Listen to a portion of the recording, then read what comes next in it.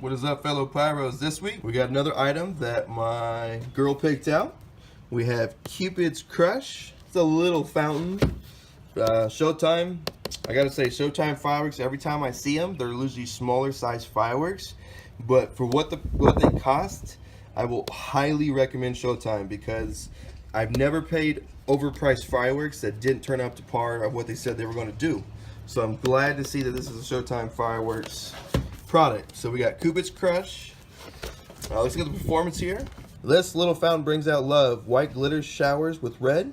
Red and green with loud silver crackling. Loud silver crackling with blue stars.